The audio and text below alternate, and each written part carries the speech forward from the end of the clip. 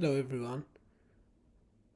Today we want to solve another question, and the question is given an m times n matrix, return true if the matrix is Toeplitz, otherwise return false.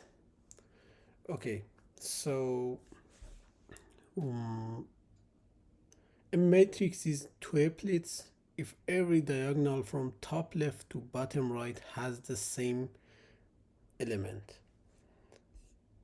Okay, so here, for example, in example 1, we can see that the value at the diagonal are same as each other.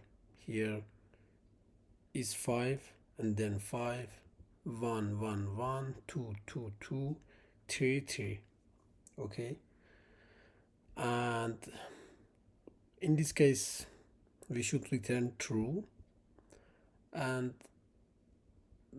if we have a matrix and a value here is another number like 2 or 5, we should return false.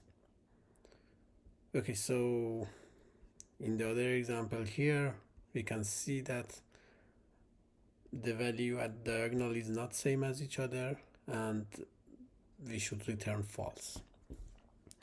Okay, so what is the solution for this one?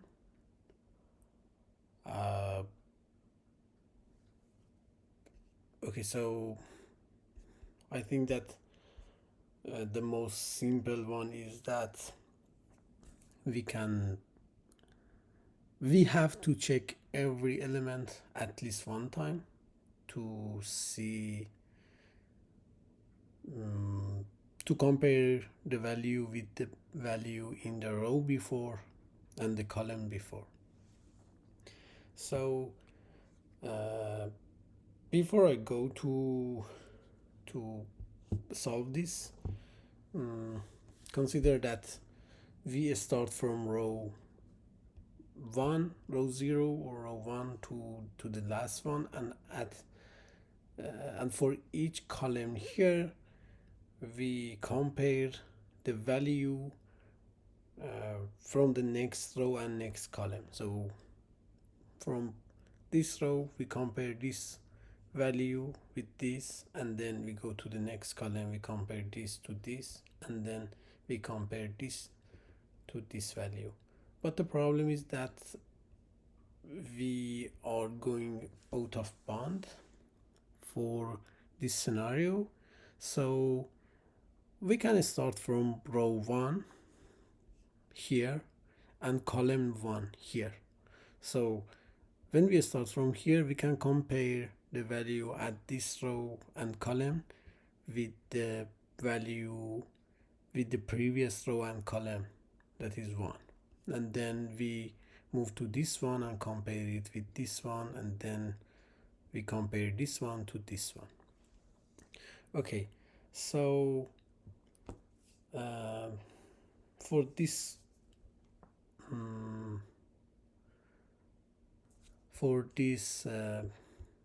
question we can use Python 3. I think is a better scenario.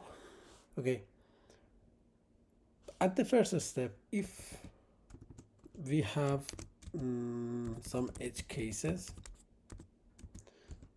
and if we don't have any matrix, we should return true, since an empty matrix is it doesn't have any diagonal value to check. And then I think that we can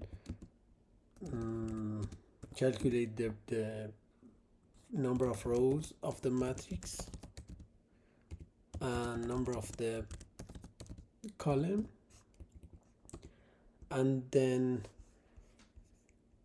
from row 1 to the last row that we have, and from the column 1 until the last column that we have, we should check the values to previous row and column.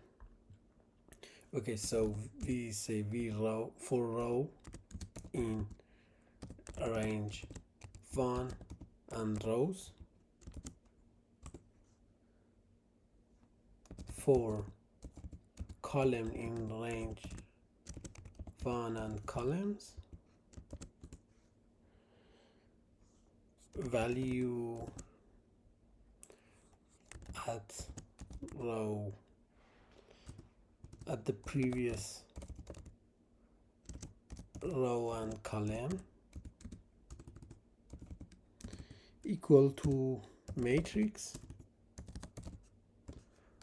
row -1 and column -1, and we can do the exact same thing here and say that value at current row and column is equal to this value. Okay, so if these two value, if the value at the previous row and column not equal to the value at the current row and column, we can return false here. Okay, and if we check all of the rows and columns and we didn't reach to this, we should return true.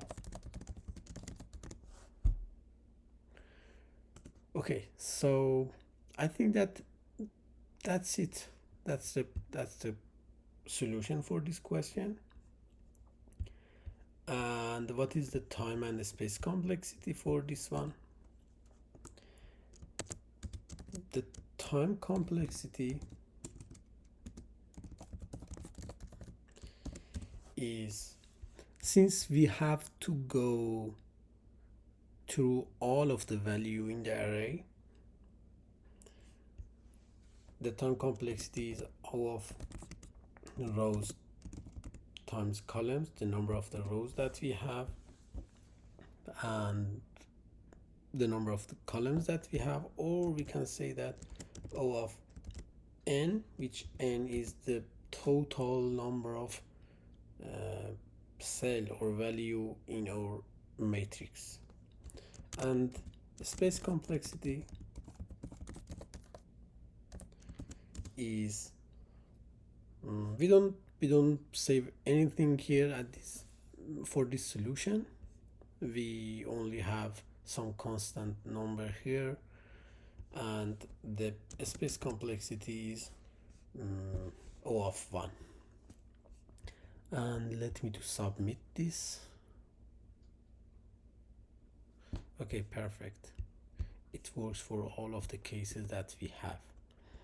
Okay, so this question is easy, but the problem is that during the interview they ask some follow-ups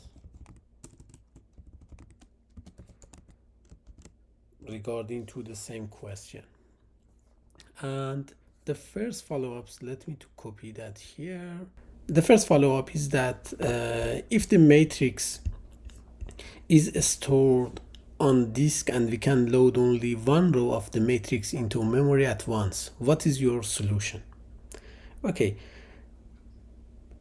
in this scenario, same as before, we have the previous row value and we can find the value of the previous row and column by this one, and then we can find the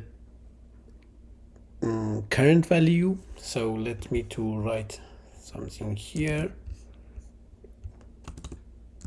Okay, everything is same as before, and check what's the name of the function. Okay,